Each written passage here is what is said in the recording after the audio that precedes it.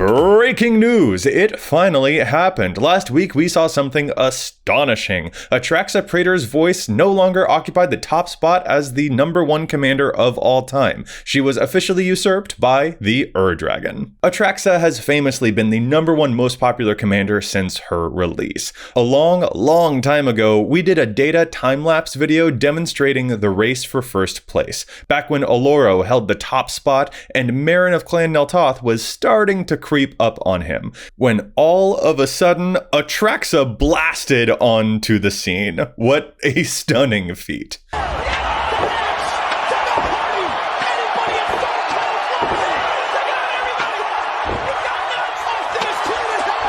But here in 2025, she was dethroned, and a whole lot of people have been talking about it. We've gotten many requests to discuss this development on the channel. Basically, a whole lot of people are asking, what does this moment mean in the broader spectrum of EDH? Has this type of thing happened before? Is this a flash-in-the-pan thing just because of the recent Tarkir Dragonstorm set, meaning that dragons are sort of in vogue right now? Or is this possibly a more permanent thing this time? And also, where can you find even more cool data dives like that hella awesome time-lapse video? Well, to quickly answer that last one, here on the channel, we like to cover neat stuff like that all the time. I've got another time lapse to show you in this very video even. So give us a follow if you don't want to miss out on cool content like this, or maybe give some of our other videos a look. Like here's one that I think is really cool. We like to cover a lot of interesting material here, a lot of behind the scenes data. So feel free to subscribe if you want to stick around for that journey. But to answer all those other questions, I'm going to show you even more data for us to be able to come to a proper conclusion about the significance of this moment.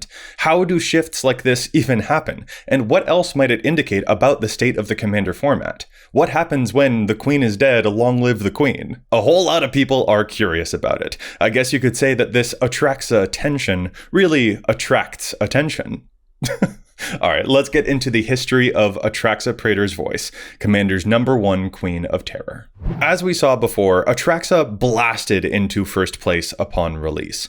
But in seeing her get overtaken now in 2025, it begs the question, is this takeover completely unprecedented, or has it ever happened before? The answer is yes, it has. Back in Magic Core Set 2020, you may remember one Golos Tireless Pilgrim. We went through some of our old data to see top commander pages back then, and it turns out that in 2021, Atraxa was actually in 3rd place, behind both Golos Tireless Pilgrim and Korvold Fakehurst King. In fact, we did another huge data dive episode a couple months ago demonstrating the monthly popularity of each commander, and we saw Golos occupying the top 10 every single month, right up until his ban. Had it not been for that ban, it's possible that he would have reigned supreme for a dang good while. However, Korvold, the new hotness at that time, eventually waned. 4 years later, in 2025, Korvold is now currently the #37 most popular commander. But while Korvold may have abated over time, Atraxa did not. This is just one big example, but the primary takeaway is this. Yes, Atraxa has technically been unseated before, but not for very long. Whenever any other commander has ever threatened to take her place, they got that spotlight momentarily, but Atraxa had the staying power. To put this into Magic terms, yes, someone may have stolen the monarchy from her, but she got it back right away. But is this even a great example? Isn't it kind of a fluke? I mean, Golos got a ban. That's a pretty extenuating circumstance, right? Well, to really hammer this point home, I'd like to show you a part of a graph here, the monthly surges of commander activity. This graph doesn't show the #1 spot in terms of total deck number, it's tracking activity, not first place standings. And if you're wondering why I'm only showing part of the graph right now, storytelling. Don't worry, we'll get to it. And again, I've got another time-lapse coming up very soon too. You don't want to miss it. It's really cool. This line here represents Sauron from the Lord of the Rings set. As you can see, the beginning of this graph is actually catching the tail end of Sauron's surge in activity here. Sauron skyrocketed to the #1 most popular Grixis commander, and then once people had built all those decks, the monthly activity surrounding Sauron died down hardcore. We see this happen a lot, to be honest. A surge of interest for a commander within their release months, and then a substantial drop-off, where they sort of plateau. We no longer see that many new decks for them per month. So again, many amazing commanders have come around and stirred up a lot of interest very briefly, but through all of that, Atraxa has always maintained her staying power. While others have done a sprint, she has maintained the marathon. Which leads us to today. The Dragon has taken the throne. But is this another example of a flash in the pan? Is it only taking that top spot because of Dragonstorm hype? Will the Ur-Dragon fade back to second place pretty soon? We needed all that context to set us up for this discussion, but now we can properly get into it. Yes, sets will affect commander popularity all the time, even and especially older commanders. I would bet my entire collection that a lot of people have commented already that this development isn't actually much of a surprise, because after all, we just got the new Tarkir Dragonstorm this past April, a set that is full of a bunch of new amazing dragon cards, which inevitably would reignite interest in the Ur-Dragon decks. That has been a major observation in a lot of other areas online. The number 2 commander rose to first place when a dragon-centric standard set released. Laurels for spring. Groundbreaking. And that's fair. We've actually got a bunch of episodes discussing data surges exactly like this one. There's a set with a bunch of new dragons, the Ur-Dragon jumps up in the numbers a little. A new zombie set comes out, interest in zombie manders increases. New vehicles, that bumps up the vehicle commanders, etc. We've even done episodes about how reprints can have a really big effect on popularity too. These are certainly some common trends. However, I don't think we can just leave things at new dragon set made dragon commander go burr. We could chalk this up to just another flash in the pan moment, but I think it is worth asking whether this time could be different. Whether this time it might actually stick even. And here's why. I've got another time lapse to show you. Here we are witnessing the movements of the total deck counts back in 2023. We have the usual suspects, Edgar, Krenko, Lathril, Eureka, titans of the past several years, and lots of jostling around amongst the top 30 spots in general. If I may point out real quick, these decks are ascending into the tens, 15s of thousands, things like that, and that screenshot of the data back in 2021 where the top commanders had 5,000 decks? It's just pretty funny to me. It's a pretty far cry from where we are at today. But then watch what happens when we get to the beginning of this year, 2025. Wait, hold it. Pause. Rewind that. And play again. The rest of the list moved up, but Atraxa doesn't. She hits about 36,000-ish decks and then mostly stays there, while the others continue to surge. Atraxa's lead stalls out. Even ignoring the Ur-Dragon specifically, Atraxa's lead on the other commanders within the top 5 goes from an average of about 12,000 decks to an average closer to 8,000-ish decks. On the whole, her lead is less staggering. The delta between Atraxa and the rest isn't as big as it used to be. And remember that graph from earlier? Well, here's the other half of it. Note again that this graph represents monthly activity, not total deck count, like we just saw. This one is tracking who had the most movement in any given month, not who was in first place. And again, we see the overall trend for Atraxa is a slight decline. To explain some of these big spikes on this graph real quick, since I'm positive that they've caught the eye, we saw Sauron here, who peaked in July of 2023, very shortly after the release of the Lord of the Rings set. Once that set released and a whole bunch of players built that deck, there remained some sustained interest in him to keep him at the top spot in Grixis, but his activity levels now are only about a third as much as it was at his peak. There's also this yellow line representing Edgar Markov, which began to spike up in January of this year, at the time of Innistrad Remastered's release, when finally it was possible to get your hands on a copy of Edgar Markov again, as well as a bunch of other great vampire cards. And we can see the tail end of the graph here, this line representing the Ur-Dragon. It naturally started to climb up as Tarkir Dragonstorm released in April. So there are spikes of activity for other commanders and such, but again, the main point is the overall trend for Atraxa herself. She didn't have quite as steep a drop-off as Sauron did, but what happened for her monthly activity to be so high in April of 2023, but to wane to half as much monthly activity over the following years? Well, the set released in April of 2023 was March of the Machine. We got a ton of Phyrexian attention, new poison things for her to proliferate, even another Atraxa card, the kinds of things that would drive a lot of attention her way, but also things that would dissipate as time elapses. In other words, I think it's worth pointing out that, yes, Atraxa is also susceptible to trends. Atraxa maintained her lead by being the tortoise, not the hare. She's one of the most universal, ubiquitous commanders to ever hit the format, suitable for +1 counters, -1 counters, poison, super friends, energy counters, charge counters. Hell, a buddy of mine has an Atraxa Voltron deck because of all of her amazing keywords.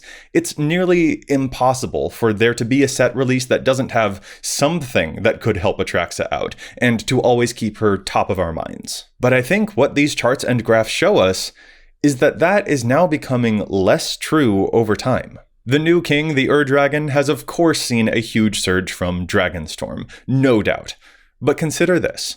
We've had other dragony sets in the past, such as Baldur's Gate, which also gave a boost to the Dragon's numbers. But at that time, it wasn't a big enough of a push to unseat the #1 queen. But now, one dragony set was enough. And let's be real here, dragons are kinda hard to call a passing fad. Damn near every set has cool dragons, just as much as every set has cool counters to proliferate. It's very possible that Atraxa will staying power her way through this moment too, that the Dragonstorm hype will eventually fade and the Dragon may then recede back to second place. But the point is, it has gotten easier for the #1 commander to become unseated by winds of change, in ways that didn't really seem possible before. We saw that her lead has shrunk, and trends can now actually affect her position. And if I may venture a little bit further, I think it's possible that Atraxa's mass ubiquity may have come back to bite her a little bit.